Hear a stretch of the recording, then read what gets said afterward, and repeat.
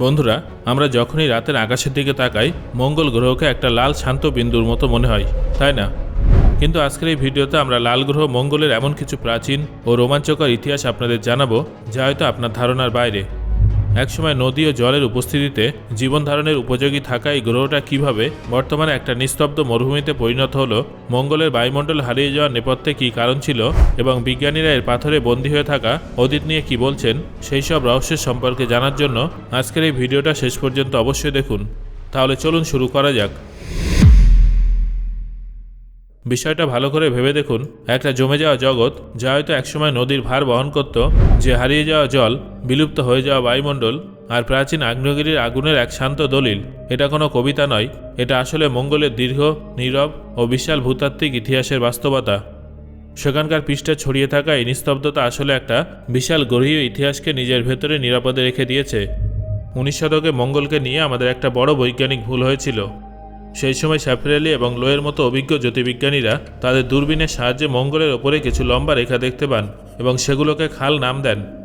ভাবুন তো, তারা রীতিমতো একটা বিলুপ্ত প্রায় সভ্যতার কল্পনা করে নিয়েছিলেন, যারা হয়তো জলের জন্য বিশাল কৃত্রিম নেটওয়ার্ক তৈরি করছিল। কিন্তু আসল সত্যিটা কী ছিল জানেন? সেখানে শুধুমাত্র এক নীরব মরুভূমি ছিল, তীব্র বাতাস ছিল, উড়ন্ত ধুলো ছিল এবং এটি ছিল চোখের ভ্রম। আমাদের বুঝতে হবে যে এই শুরুর দিকের ভুলগুলো কোনো বোকামি ছিল না।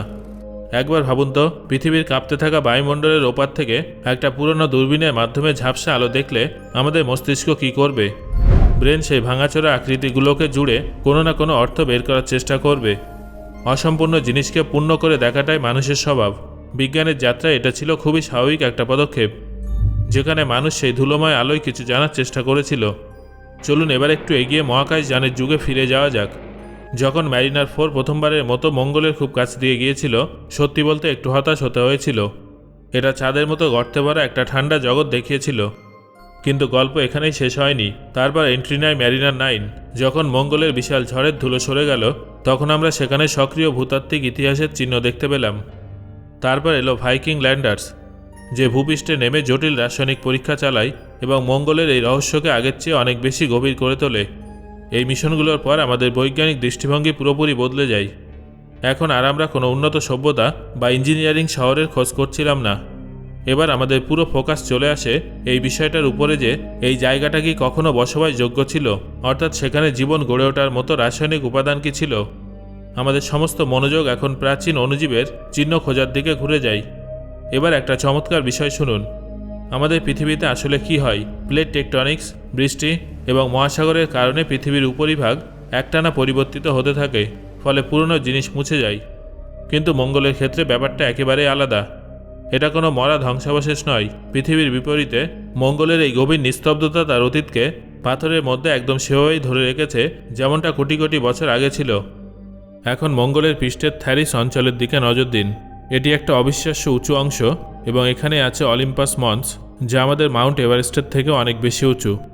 এর বিশালতার আন্দাজ আপনি এই বিষয় থেকেই করতে পারবেন যে কেউ যদি এর ঢালের উপরে দাঁড়িয়ে থাকে, তাহলে সে বুঝতেও পারবে না যে সে কোনো পাহাড়ের উপরে দাঁড়িয়ে আছে। এটা এতটাই চওড়া। এই আগ্নেয়গিরির অপরিসীম ওজন মঙ্গলের ভূত্বকের ওপর যে চাপ সৃষ্টি করেছিল, তা পুরো গ্রহের রূপই বদলে দিয়েছিল। সেই চাপের ফলেই সৃষ্টি হয়েছে ভ্যালিস ম্যারিনারিস। এটা কোনো জলের তৈরি খাল নয়, যেমনটা মানুষ আগে ভাবত। এটা আসলে একটা বিশাল বড় ফাটল। থ্যারিসিসের অপরিসীম ওজন যখন মঙ্গল সহ্য করতে পারল না, তখন এর উপরিভাগ ফেটে যায়। এই উপত্যকাটা এতটাই গভীর যে তা আমাদের মঙ্গলের ভেতরের অংশ এবং এর প্রাচীন ভূতাত্ত্বিক ইতিহাসকে গভীরভাবে জানার সুযোগ করে দেয়। আমরা যদি মঙ্গলের আকাশের দিকে তাকাই, তাহলে সেখানে দুটো ছোট অন্ধকার উপগ্রহ দেখতে পাবো, ফোবস এবং ডিমস। এরা আমাদের চাঁদের মতো বড় ও গোলাকার নয়।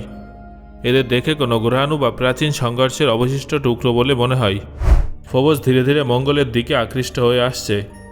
একদিন এটা পুরোপুরি ধ্বংস হয়ে যাবে। এই উপগ্রহগুলো আমাদের মনে করিয়ে দেয় যে শুধু ভেতর থেকেই নয়, বাইরে থেকেও মহাজাগতিক শক্তিগুলো একটানা এই গ্রহকে রূপ দিয়ে চলেছে। বন্ধুরা, এখানে গুরুত্বপূর্ণ প্রশ্ন হলো, মঙ্গলের জল কোথায় গেল? আসলে জল হঠাৎ করেই উধাও হয়ে যায়নি। এই পুরো জীবন কাহিনী সেখানে খনিজ পদার্থে রেকর্ড হয়ে আছে।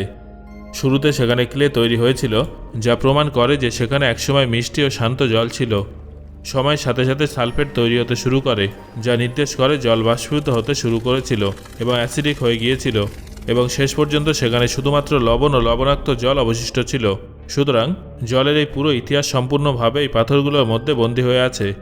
এই কারণে J0 ক্যারেটার এবং গ্যাল ক্যারেটারের মতো জায়গাগুলোকে আমাদের আধুনিক রোভারগুলোর জন্য বেছে নেওয়া হয়েছে। শুধুমাত্র দেখার দিক থেকে সুন্দর বলেই যে এগুলোকে বেছে নেওয়া হয়েছে তা কিন্তু নয়, বরং এখানে প্রাচীন দ্বীপ এলাকা, পলিমাটি এবং শুকিয়ে যাওয়া হ্রদ বিদ্যমান আছে। এগুলো হলো সেই জায়গা যেখানে একসময় জল প্রবাহিত হতো এবং জমে থাকতো। মঙ্গলে যদি কখনো অণুজীব থেকে থাকে তাহলে তার জৈব চিহ্ন সুরক্ষিত পাওয়ার সম্ভাবনা সবথেকে বেশি এই জায়গাগুলোতেই আছে।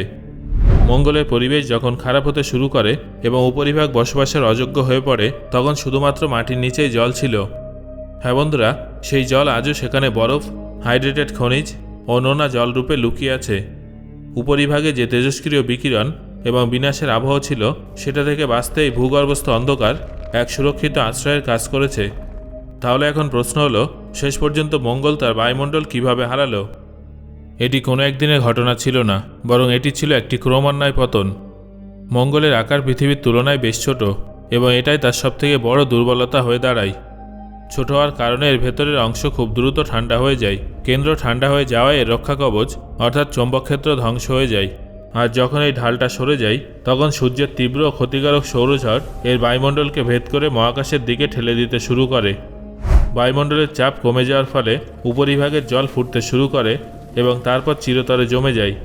একে যদি পৃথিবীর সাথে তুলনা করা হয় তাহলে দেখা যাবে যে আমাদের পৃথিবী তার কার্বন চক্র এবং প্লেট টেকটনিক সিস্টেমের কারণে বায়ুমণ্ডলকে একটানা পুনর্ব্যবহারযোগ্য এবং স্থিতিশীল রাখে। কিন্তু মঙ্গলের কাছে এই পাতলা হতে থাকা বায়ুমণ্ডলকে মেরামত করার মতো কোনো ভূতাত্ত্বিক ব্যবস্থা ছিল না। যখন কোনো গ্রহের কাছে বায়ুমণ্ডলের গ্যাসগুলো পূরণ করার ক্ষমতা থাকে না তখন তার বায়ুমণ্ডল মহাকাশে হারিয়ে যায় এবং গ্রহটা পুরোপুরি দুর্বল হয়ে পড়ে। বর্তমান সময়ে আমরা যখন মঙ্গলের থেকে নমুনা সংগ্রহ করে পৃথিবীতে ফিরিয়ে আনার কথা বলি তখন সেটা কেবল মানুষের কোনো প্রযুক্তিগত জয় নয়, এটা একটা অত্যন্ত অনুশাসিত বৈজ্ঞানিক দায়িত্ব।